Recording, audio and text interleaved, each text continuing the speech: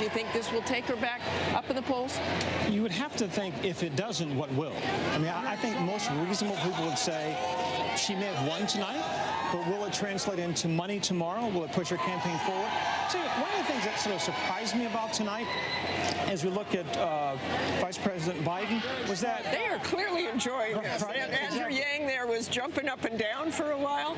So Biden isn't expected to do well in New Hampshire, that he has to do well in South Carolina, which has a larger black vote. Race didn't come up in this debate until about 90 minutes in, and it came up from Tom Steyer, who brought it up, and then they engaged. One thing I want to say about how I thought all the candidates, when it came to the conversation about race, 90 minutes in, I thought in some ways all of them were tone deaf. Because so often when they discuss race, it is about the pathology of the black experience. It is about the black nightmare, not about the dreams of African Americans, because it came up in their conversation about criminal justice reform. I think that is a blind spot. Oh, we thought we had a tremendous night. We hit the major themes of the campaign, which is that we have to get this economy working for us, for our families, and that right now it's not working for too many people right here in New Hampshire.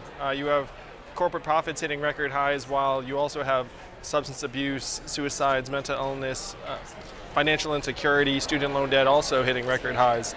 And we're accepting a lot of things right now that we should not be accepting, honestly. Like, if you look up and say, hey, depression, suicides, and drug overdoses are all at record highs, that should be unconscionable and unacceptable in this country. And that's where we have to actually start doing the work. You've made community, organizing a community and getting a rebirth started from the grassroots level, community level, and you had a chance to articulate that in the debate tonight. It is an appeal that has been widespread among younger voters. How do you now broaden that out?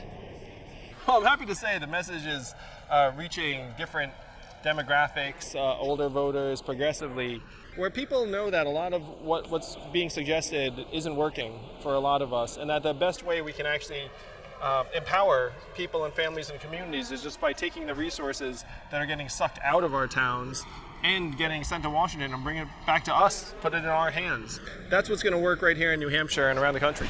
So tell me a little bit about what the Yang Gang's going to be doing this weekend. The Yang Gang, oh my gosh, our schedule is so jam-packed. I can't even tell you all the events that are going to be here in New Hampshire, but if you go to yang2020.com, you can see we have half a dozen or more town halls on Saturday, Sunday, Monday, right up to when the voting happens on Tuesday. What do you think? Well, I'm sorry, go ahead. Some of the impressions you've had of the New Hampshire voters who have come by and listened to you. And the whole process.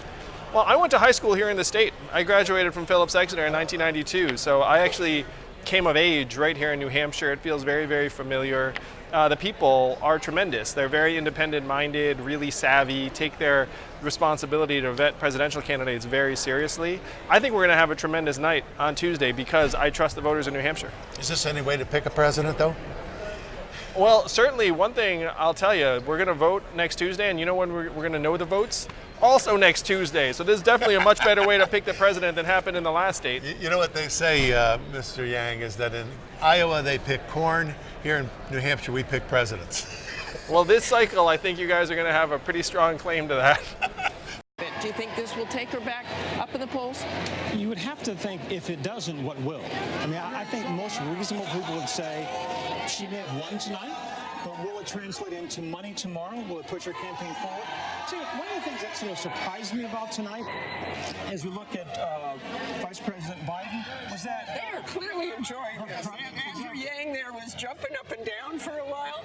So Biden isn't expected to do well in New Hampshire, that he has to do well in South Carolina, which has a larger black vote. Race didn't come up in this debate until about 90 minutes in, and it came up from Tom Steyer, who brought it up, and then they engaged. One thing I want to say about how I thought all the candidates, when it came to the conversation about race, 90 minutes in, I thought in some ways all of them were tone deaf.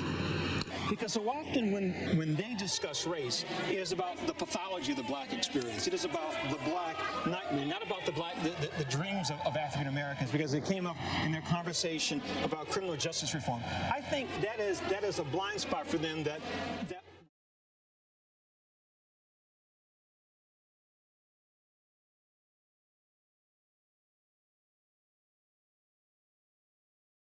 Andrew Yang, how does he feel he did tonight? You got Erin Burnett, Dana Bash with Andrew Yang.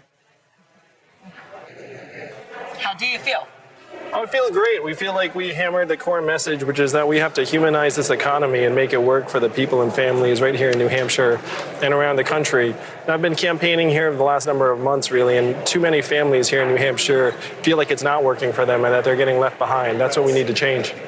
I was watching you and wondering when or if you were going to get into the conversation when it turned to the subject of race.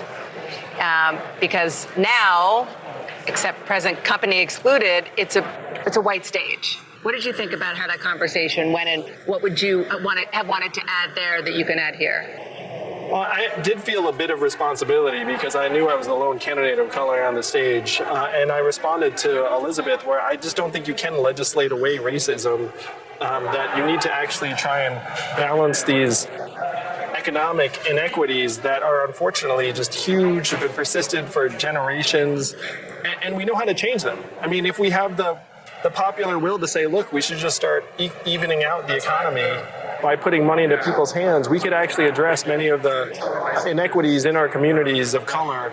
And that's what Dr. King championed in the 60s. That's what I'm championing right now. You know, there was a moment when race, there were a couple of moments when race came up, but there was one moment that, you know, we were sitting there watching, and it felt slightly awkward because you had people up there talking about black voters in South Carolina and sort of kind of talking about, well, who did black voters like more? And you had a bunch of white people up there talking about black voters. Did you notice that? Did that feel awkward to you? That, you know, you're looking at a stage that in terms of that moment and that conversation was a bunch of white people talking about it? You know, I did miss Corey and Kamala at that moment. And I also did feel some degree of responsibility to make sure I hit the core of the issue is just that, look, black families have 10% the net worth of white families in this country, which ends up having this whole cascade of negative social impacts. And yes, putting money into people's hands does not alleviate structural racism in all of its forms and levels, but at least it pushes us in the right direction and provides a foundation or a floor that we can keep building on top of. Just kind of big picture, you campaigned really hard in Iowa. Well, thanks for noticing that. Fair to say you didn't, come up the way that you thought you would. Why do you think New Hampshire will be different? New Hampshire has always been the most natural home for this campaign. Why? Why is that? Well, the people here are very, very independent-minded, and the primary is actually a much better fit for us because you can have independents and libertarians and even Republicans vote in a way that they would not in a caucus in Iowa, that they can show up at any point Tuesday. And I've been joking, they're going to vote on Tuesday, and you know when we're going to be able to count the votes? Also Tuesday, so it's going to be great on that level too. But New Hampshire has consistently been the state that we've been the strongest. So Tom Steyer there were a couple of moments he was, I think expressing himself pretty aggressively. He was angry about the economy, saying, look, we all need to focus on that. That's what we need to defeat President Trump on. That was the point he was making. President Trump said at his State of the Union this week, jobs are booming, incomes are soaring, poverty is plummeting. I'm thrilled to report to you tonight that our economy is the best it has ever been. Okay, his economic growth numbers this week were weaker than he wanted them to be, but unemployment is pretty amazing. It's hard to argue that. It's near historic lows for group after group after group. Wages are growing. How do you make that argument to people that the economy is a problem for them right now as opposed to a strength? Well, if you remember Donald Trump when he was running for president 4 years ago, he said that the headline unemployment number was fake news because it masks the fact that millions of Americans have dropped out of the workforce and stopped looking. He was actually right 4 years ago. The labor force participation rate has fallen to 63%, close to a multi-decade low in the same levels as Costa Rica and El Salvador, as some international comparisons that you do not want if you're the United States. So the headline unemployment number is masking a ton of weakness. It's also masking underemployment. It's masking the fact that 40 to 44% people forced to work part-time and stuff like that? Yeah, because you still show, like, if you're an underemployed college graduate who's a barista, check, employed. If you're doing two jobs because you can't make ends meet with the one job, check, employed. 94% of the new jobs that are getting created are temp, gig, or contract jobs that don't have a meaningful path forward, can disappear at any moment. And financial insecurity is still as high as it's ever been, with 78% of Americans say they're living paycheck to paycheck. Half say they can't afford an unexpected $500 bill. So there's a lot of structural weakness that's not showing up in some of the numbers the president is citing. You made a joke about the fact that New Hampshire is going to actually vote on Tuesday, and you'll see the votes on Tuesday. But in all seriousness, especially as somebody who comes from the business world and know and understand organization, how concerned are you about this stain that would happen in Iowa will leave on the Democratic Party and the ability to lead, the ability to get it together, to win, never mind govern? I think it's much harder to make the argument that we can manage very complex systems if we can't count votes the same night in a way that's Do you think it hurts your party? effective. I think it's bad for the Democratic Party. I think it's bad for the country.